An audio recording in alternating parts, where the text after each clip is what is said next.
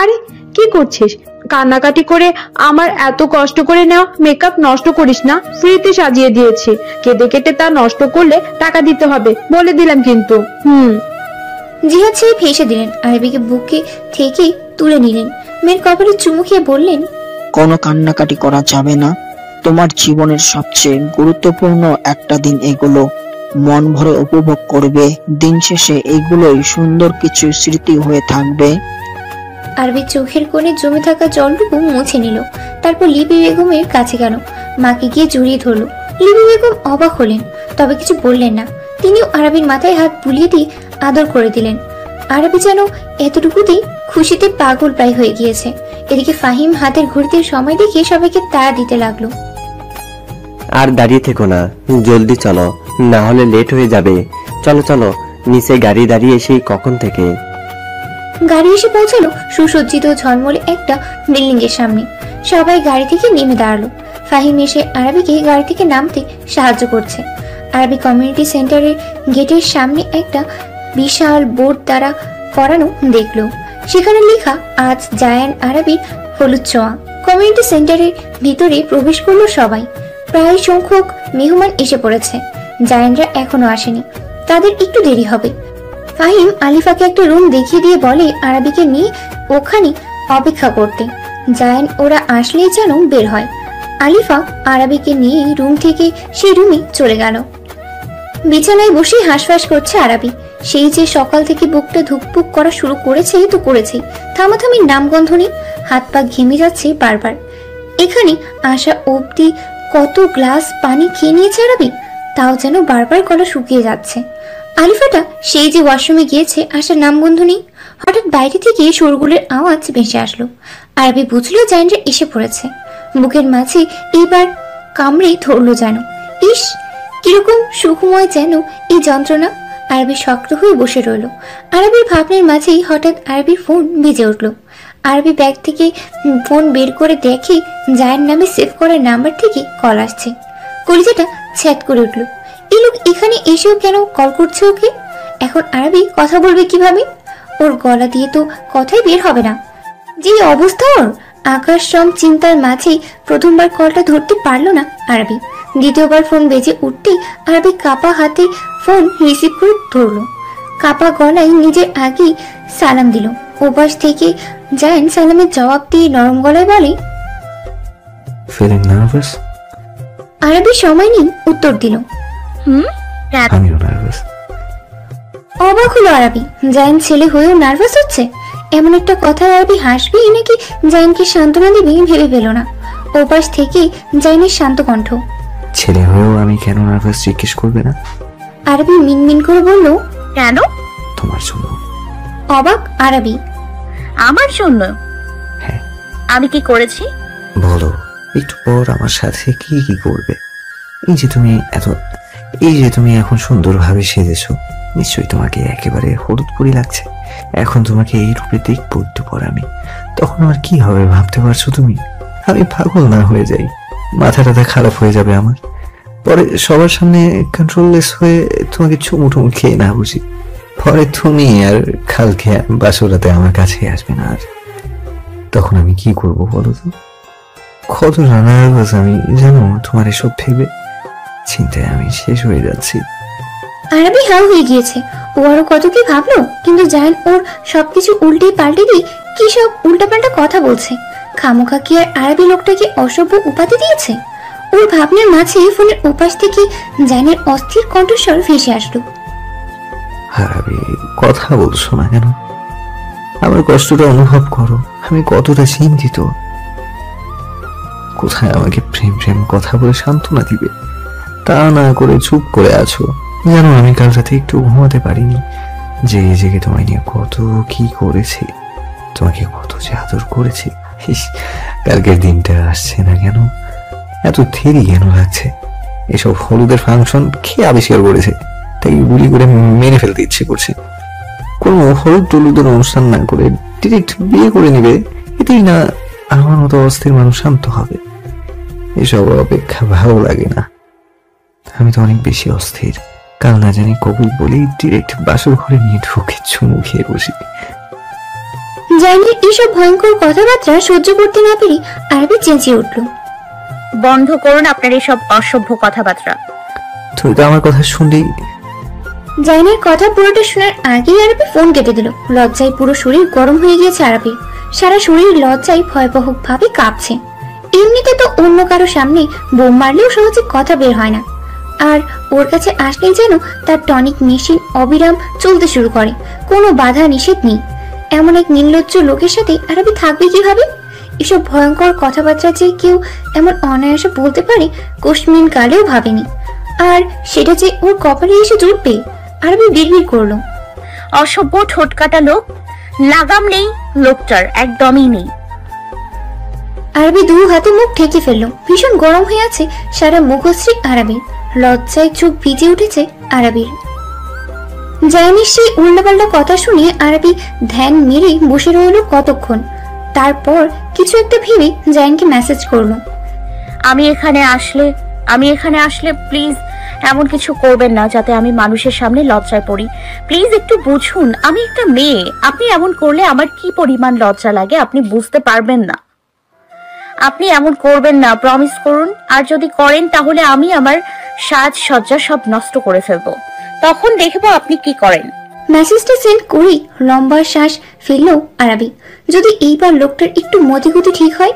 কিন্তু ওকে অবাক করে দিয়ে জাইন মেসেজ দিল, আমি এভাবে তোমার সাথে কথা বললে কি তোমার বিরক্ত লাগে? অসহ্য লাগে আমায় আরবি?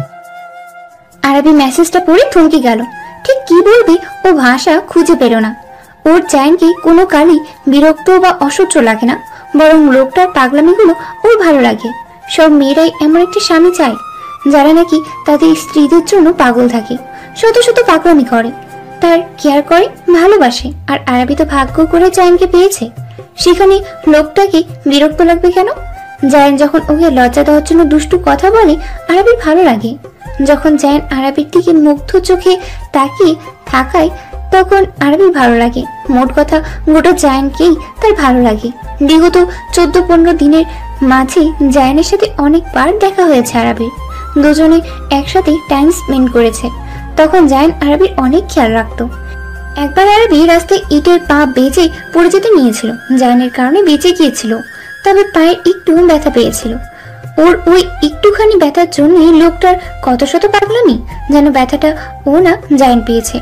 যে ওর একটুখানি কষ্টে এমন ডেসপারেট হয়ে পড়ে, সেই লোকটাকে ওর বিরক্ত বা অসহ্য লাগবে কেন? আরবির মন খারাপ হলো। লোকটা কি ওর কথায় রাগ করেছে? আরবি মুখ গোমড়া করে মেসেজে রিপ্লাই দিল, আমি কখনো বলেছি এসব? তাহলে এভাবে বলছেন কেন? আপনি কি আমার কথায় রাগ করেছেন? জবাব আসলো সাথে সাথে জাইনের, না, রাগ করিনি, আমি নিজেই দুঃখিত। আসলে তোমাকে আর একটা দিন পরেই নিজের করে পাবো সারা জীবনের জন্য, তাই অনেক ডেসপারেট হয়ে পড়েছিলাম। সেই থেকে ওই কথাগুলো বলেছি। আমি অনেক সরি, ভয় পেও না, আর এমন কিছু করবো না যা তোমার ভালো লাগে না। আরবি চোখ ভরে আসলো। জাইনের মেসেজে বোঝা যাচ্ছে স্পষ্ট লোকটা রাগ করেছে। এমন করে বলছেন কেন? আমি কি বলেছি আমার ভালো লাগে না? আমি শুধু বোঝাতে চেয়েছি যে আপনি একটু আগে যেসব কথা বলেছেন ওরকম যদি সত্যি সত্যি সবার সামনে করেন তাহলে এতগুলো মানুষের সামনে আমি অনেক লজ্জা পাবো। আমি মেয়ে মানুষ, বোঝেনি তো? বুঝতে পেরেছি, আমি আসলে অস্থির হয়ে সব বলে ফেলেছি, কিন্তু আমি এতটাও বোকা না যে তোমার অসম্মান হবে, তা তোমার ভালো লাগবে না এমন কোন কাজ আমি তোমার মতের বিরুদ্ধে গিয়ে করব।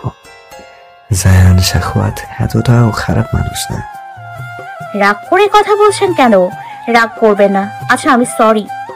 আরবি মেসেজটা করে চুপ করে বসে রইল। কিন্তু এরপর আর জাইনের কোনো রকম মেসেজ আসলো না। আরবি বসেই রইল ফোন হাতে নিয়ে। এতক্ষণের সব আনন্দ আর ভালো লাগা যেন মাটি হয়ে গেল। মন খারাপেরা এসে ভিড় জমালো আরবির কাছে। দ্রুত পায়ে সিঁড়ি দিয়ে নামছে নূর। আরবিকে খুঁজছিল, পরে জানতে পারলো আরবি নিচের ফ্লোরের রুমে আছে, আলিফাও সাথে যাচ্ছে। তবে আলিফা আগে আগে নেমে গিয়েছে। নূরও এই কারণে তড়িঘড়ি করে নামার জন্য পা বাড়ালো। হঠাৎ করে সারারা নিজের পাটে পা আটকে পড়ে যেতে নিতেই ভয়ে চিৎকার করে ওঠে নূর। কিন্তু শরীরে কোনো রকম ব্যথা অনুভব করতে না পেরে পিটপিটিয়ে তাকায় নূর। তাকাতেই ওর চোখের সামনে ফাহিমের মুখশ্রী ভেসে ওঠে। নিজেকে ফাহিমের বাহু ধরে দেখেই তাড়াতাড়ি করে সোজা হয়ে দাঁড়ায় নূর। ফাহিম নূরকে ছেড়ে দিয়ে বলে, আরে ওকে? নূর নিচের দিকে তাকিয়ে উত্তর দেয়, হ্যাঁ ঠিক আছি আমি। এত তাড়াহুড়ো করার কি আছে? আস্তে ধীরে নামা যায় না? নাকি কোনো ট্রেন ছুটে যাচ্ছে তোমার? এখনই তো মুখ টুক পরে ফাটিয়ে ফেলতে, বাচ্চাদের মতো খালি দৌড়াদৌড়ি। ফাহিমের করা কথাটুকু সব হজম করলেও নূর ফাহিমের ওকে বাচ্চা বলায় সেটা মানতে পারলো না। রেগে দুই কোমরে হাত দিয়ে বলল, এই আপনি আমায় বাচ্চা বললেন কেন? নির্বিকার ভঙ্গিতে দাঁড়ালো ফাহিম। বাঁকা হেসে বলে, বাচ্চাদের বাচ্চা বলবো না তো কি বলবো? খবরদার আমার বাচ্চা বলবেন না, ভালো হবে না কিন্তু। আচ্ছা তাহলে বুড়ি দাদু বলি। নূর এইবার ভয়ঙ্কর রেগে গেল। তেড়ে মেরে আসলো ফাহিমের দিকে, আঙ্গুল উঁচু করে বলে, এই এই কি বললেন আপনি? আমাকে দেখে কি আপনার বুড়ো মনে হয়? হ্যাঁ, আমি মাত্র অনার্স সেকেন্ড ইয়ারে পড়ি, আপনি আমাকে বুড়ো বানিয়ে দিলেন। ফাহিম দুই আঙ্গুলের সাহায্যে নূরের উঁচু করে রাখা আঙ্গুলটা ধরে নামিয়ে দিল। কেমন যেন করে উঠলো নূরের মনের ভেতর, কেঁপে উঠলো শরীর ফাহিমের এই একটুখানি ছোঁয়াতে। দ্রুত দু পা পিছিয়ে গেল নূর। ফাহিম ভ্রু কুঁচকে বলল, বাচ্চা বললেও দোষ, বুড়ো বললেও দোষ, কি বলবো তাহলে? নূর কেমন যেন দমে গিয়েছে। কোনো জবাব না দিয়ে দ্রুত পায়ে নিচে নামা ধরলো। ফাহিম হাসলো, তবে কিছু বলল না। ফাহিম চলে যেতে নিতেই হঠাৎ একটা ডাকে থেমে গেল। এই যে শুনুন। ফাহিম ঘাড় ঘুরে তাকাতেই নূর ধীর আওয়াজে বলে, আমার নাম নূর, নূর শাখওয়াত, পরের বার মনে রাখবেন। নূর এটুকু বলে দ্রুত পায়ে ছুটে চলে গেল।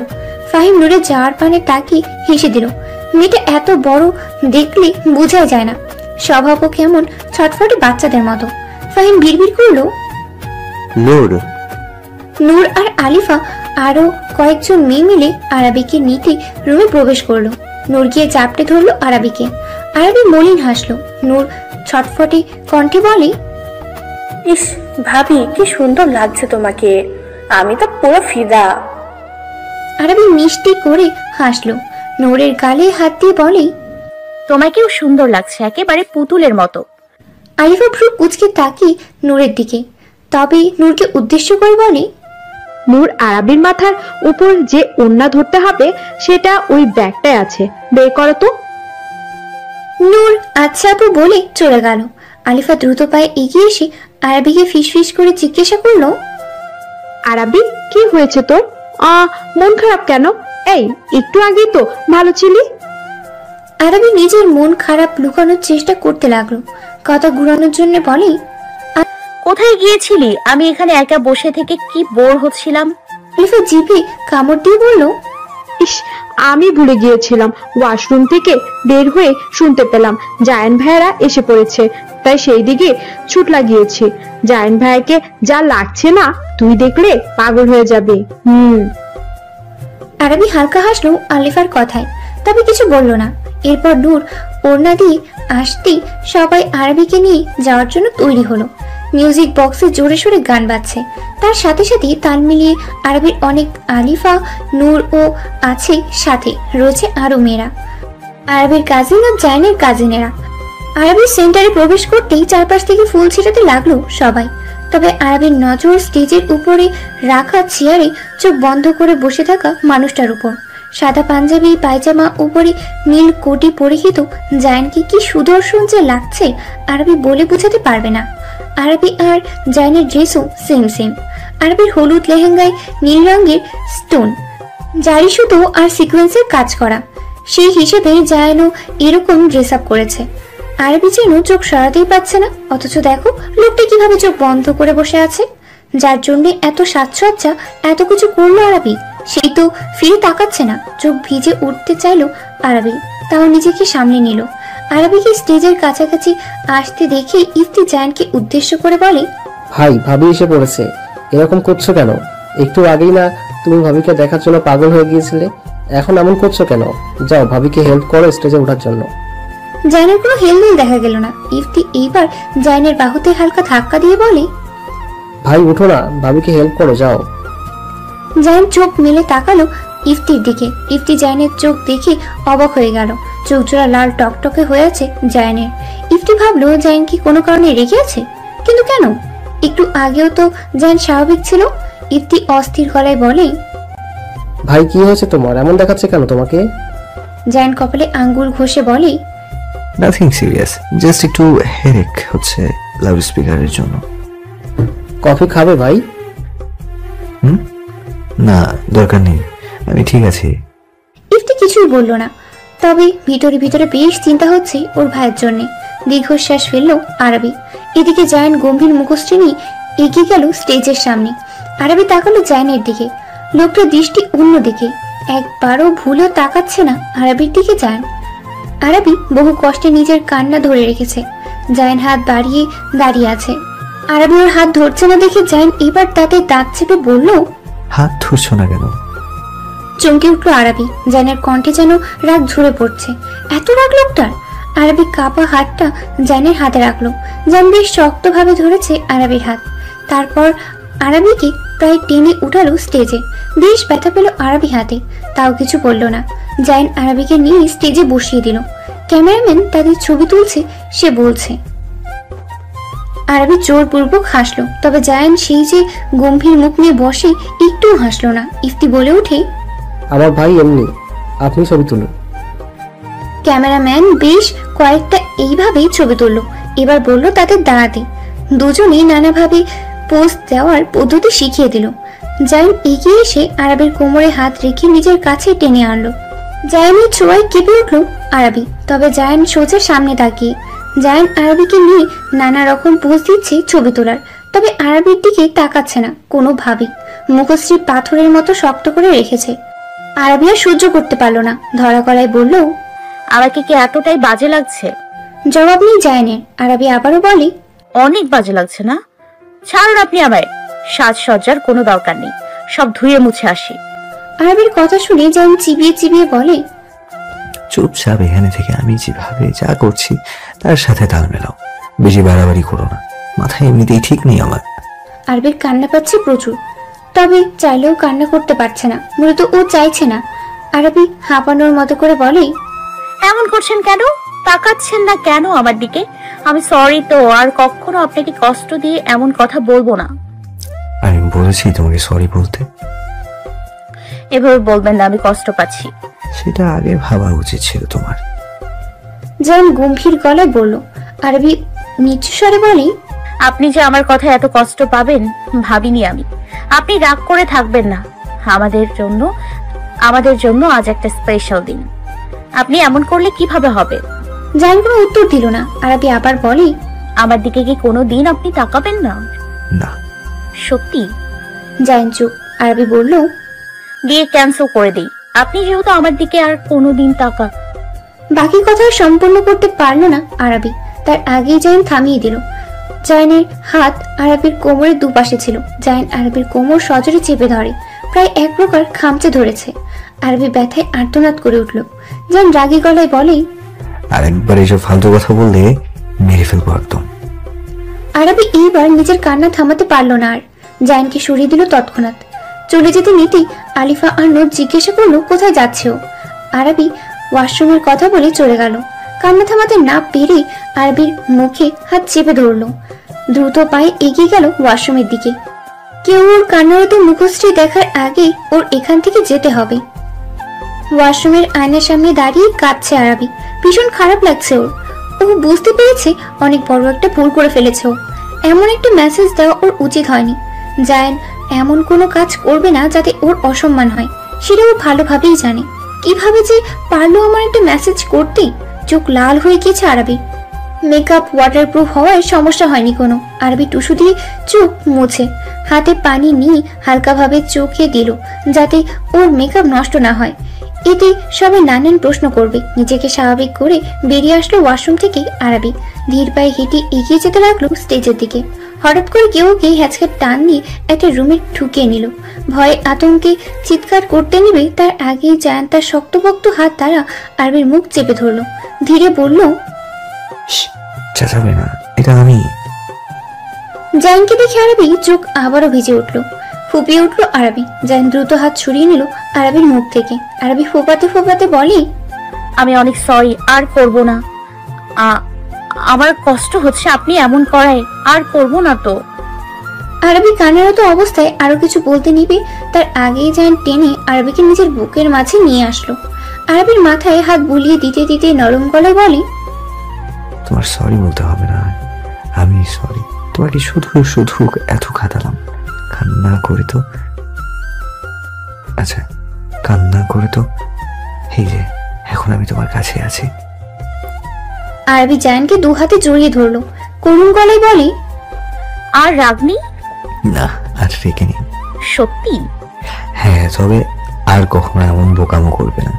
আমি মানুষটা খুব রাগি, রাখলে আমার মাথা ঠিক থাকে না, হুঁশ জ্ঞান হারিয়ে ফেলি। তুমি আমাকে এমন একটা মেসেজ করেছো, আচ্ছা তুমি আমাকে এমন একটা মেসেজ করেছো বোকার মতো। মেসেজটা পড়ে আমি অনেক কষ্ট পেয়েছি, সাথে ভীষণ রেগেও গিয়েছি। তুমি ভাবলে কি করে আমি তোমাকে কষ্ট দিব, এমন কিছু করবো? জায়ানের শীতল কণ্ঠে উচ্চারিত প্রতিটা শব্দ যেন আরবির বুকে তোলপাড় সৃষ্টি করছে। ও আসলেই অনেক বোকা। জায়ান আরবিকে ছেড়ে দিয়ে আরবিকে সোজা করে দাঁড় করালো। তারপর নিজের হাতের মুঠো খুলে একটা মলম সামনে ধরলো ওর। আরবি অবাক চোখে তাকালো।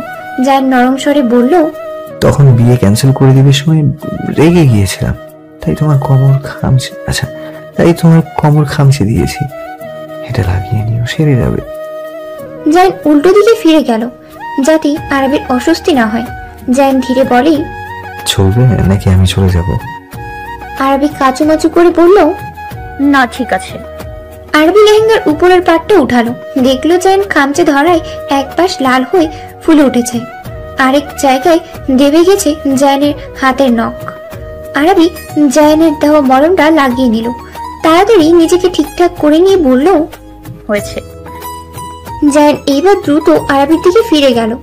তারপর আরবির কাছে এসে ওর গালে হাত দিয়ে গরু লাগা কণ্ঠে বলল, ভীষণ সুন্দর লাগছে, অনেক অনেক সুন্দর, যে আমি ভাষায় প্রকাশ করতে পারছি না। জায়ানের কথা শুনে আরবি হালকা অভিমানী কণ্ঠে বলে, তখন তো তাকালেনি না। কে বলেছে তাকাইনি? চমকে উঠলো আরবি। মানে? তুমি সেন্টারে আসার সাথে সাথে আমি তোমাকে দেখেছি, বিশ্বাস করো।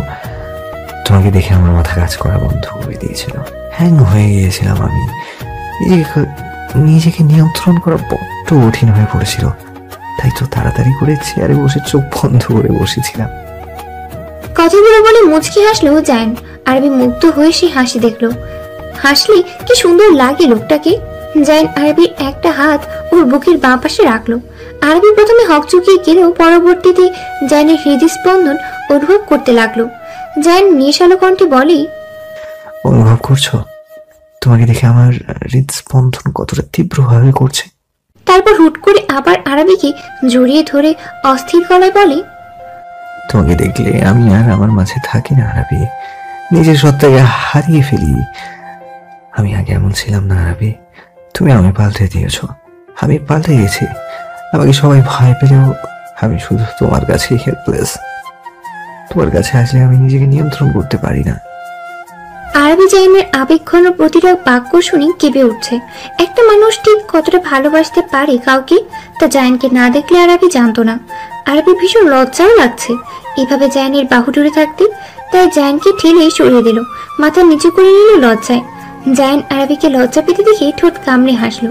আরবির কানের কাছে ফিসফিস করে বলল, এত লজ্জা পেও না, এরপর না আমার ধারা ভুল হয়ে যায়, পরে তুমি আবার আমাকে কত শত কথা শুনিয়ে দেবে। শুধু আজকের রাতটুকু আরবি, এরপর আর নিজেকে নিয়ন্ত্রণ করতে পারবো না, একটুও না। নিজেকে তখন কোথায় লুকাবে?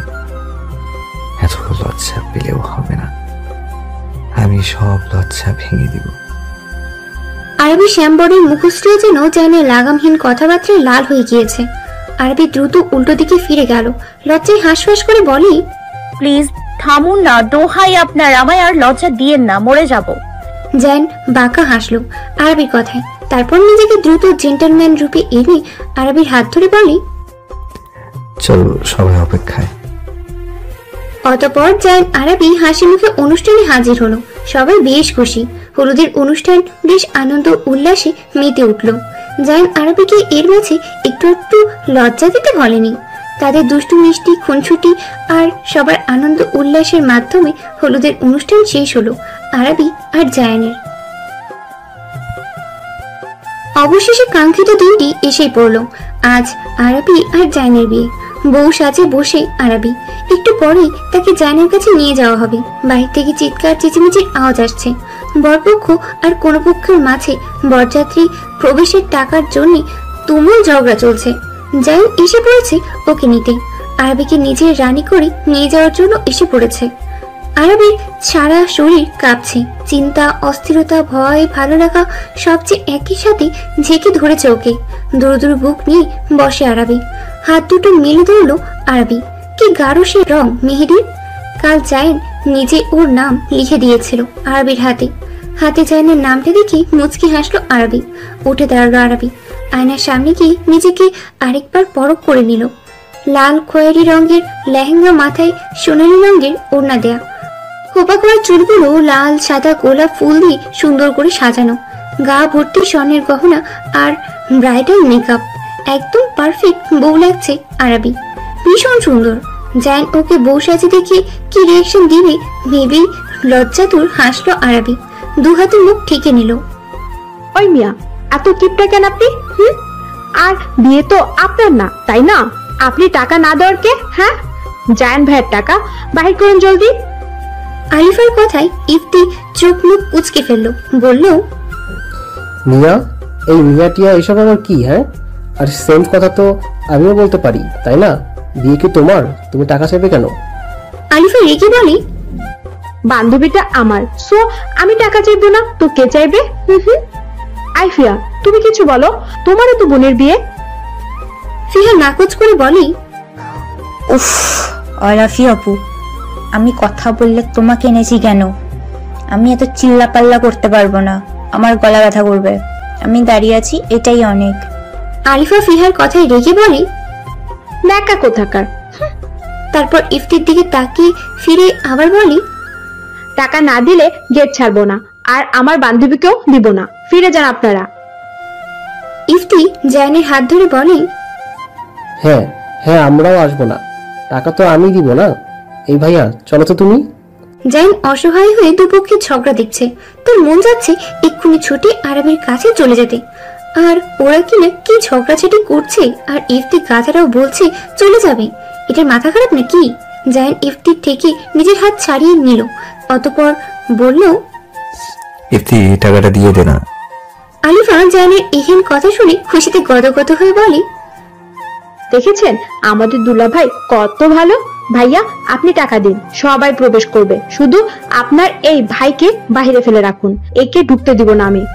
বেটা কিপটা। নূর হা হয়ে আলিফার দিকে তাকিয়ে। আলিফা যে এমন ঝগড়া করতে পারে ও ভাবতেই পারেনি। এতদিন তো কি সুন্দর করে ওদের সাথে কথা বলতো।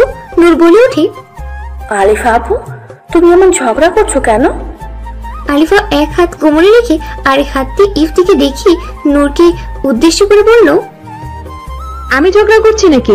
তোমার এই ভাই ঝগড়া করছে। পুরো মেয়ে মানুষের মতোই ঝগড়া খুনি, ইভেন মেয়ে মানুষের থেকেও বেশি। ইফতি আলিফার কথায় রেগে মেগে বলল, এই মেয়ে জগুর কান্নি কি? হ্যাঁ, এগুলো কেমন ভাষা? জীবনে এসব শুনিনি আমি। হোয়াট ইজ জগুর কান্নি? হ্যাঁ, ইফতির বলার ধরন দেখে আলিফা না হেসে পারল না। বেচারা রেগে লাল হয়ে গিয়েছে। আলিফা খিলখিলিয়ে হেসে দিল। ইফতির রাগ যেন সেখানেই গলে পানি হয়ে গেল। আলিফার দিকে হ্যাং মেরে তাকিয়ে রইল। আলিফার হাসির শব্দগুলো যেন ওর হৃদয়ের ঝংকার তুলে দিচ্ছে। ধ্যান ভাঙল নূরের ধাক্কায়। ইফতি ভাইয়া, আর কতক্ষণ দাঁড়িয়ে থাকবো? পা ব্যথা করছে তো। ইফতি আলিফার দিকে তাকিয়ে বলল, দেখো, তোমরা যা চাইছো এতটা দিব না, আমরা যা দিব তাই নাও, তারপর গেট ছেড়ে দাও। আলিফা দৃঢ় গলায় বলে, এক পয়সাও কম নিব না। জায়ান ভাইয়া, আপনি টাকা দিবেন কিনা বলেন? এই ঝগড়াখুনি লোকটা বেশি করছে। এই বিয়ে কি আপনার? এমন করেন কেন? হ্যাঁ, বিয়ে কি তোমার? আমার বান্ধবীর বিয়ে। আমার ভাইয়ের বিয়ে। আপনি চুপ থাকুন। তুমি চুপ থাকো। জায়ান বিরক্ত হয়ে গেল এই দুটো ঝগড়া দেখে। ধৈর্যর বাঁধ ভেঙে গেল বিচারার। জায়ান ধমকে উঠল, আমি বিয়ে করতে এসেছি এখানে নাকি তোদের কমেডি শো দেখতে এসেছি? হ্যাঁ, আমাকে কিছুকার মনে হচ্ছে? এখানে আর কতক্ষণ দাঁড়িয়ে থাকবো? নূর ভাইয়ের কথায় ফিক করে হেসে দিল। জায়ান নূরকে ধমক দিয়ে বলে, তুই হাসছিস কেন? নূর একগাল হাসলো। ভাইয়া, আমার কাছে একটা আইডিয়া আছে। কি আইডিয়া? জলদি বল। যদি আইডিয়া ভালো না হয় তাহলে থাপ্পড় দিয়ে তোর গাল লাল করে দিব। আমার মাথা কিন্তু অনেক খারাপ হয়ে গিয়েছে। জায়ানের কথায় নূর বিরক্ত হয়ে বলে, কথায় কথায় শুধু ধমকাও, এমন কেন তুমি? তুই বলবি? নূর মুখ ভেঙচি কেটে বলে, বলছি, তুমি ওদের বলো ভাবিকে এখানে আনতে। ভাবি যদি বলে আলিফা আপুরা যত টাকা চেয়েছে তাই দিতে, তাহলে তুমি দিয়ে দিবে। আর যদি না আনে তাহলে তুমি টাকা না দিয়ে ভিতরে প্রবেশ করবে। আমি শিওর ওরা ভাবিকে এখানে আনবে না, আর তোমার টাকাটাও দিতে হবে না। ইফতি ভাইয়ার আরাবি আপুর ঝগড়াও থেমে যাবে। জায়ান বাঁকা হাসি দিল, বলল, পুরো একদিনের জন্য আমার কার্ড তোর। ইয়াহু! জায়ান এবার গলা খাকারে দিল। আলিফার উদ্দেশ্যে গম্ভীর গলায় বলে, আলিফা, আমার কথা শোনো। আলিফা ইফতির সাথে ঝগড়া থামিয়ে জায়ানের দিকে ধ্যান দিল। জায়ান আবারও বলল, আমি এক শর্তে টাকা দিব। আলিফা ভ্রু কুঁচকে বলল, কি শর্ত? জায়ান বাঁকা হাসলো, বলে উঠল, আরবিকে এখানে নিয়ে এসো। ও যদি নিজে আমাকে তোমাদের দাবি করা টাকা দিতে বলে, আমি নির্দ্বিধায় টাকা দিয়ে দেব। আর যদি ওকে না আনতে পারো তাহলে 1 টাকাও আমি দেবো না, তুমি গেট ছেড়ে দিবে এমনিতেই। আলিফার সাথে সাথে চেঁচিয়ে বলল, অসম্ভব, এখানে আরাবিকে আনাই যাবে না। তাহলে গেট ছেড়ে দাও, টাকার আশাও। জায়ানের কথায় আলিফা কাদো কাদো মুখে তাকালো।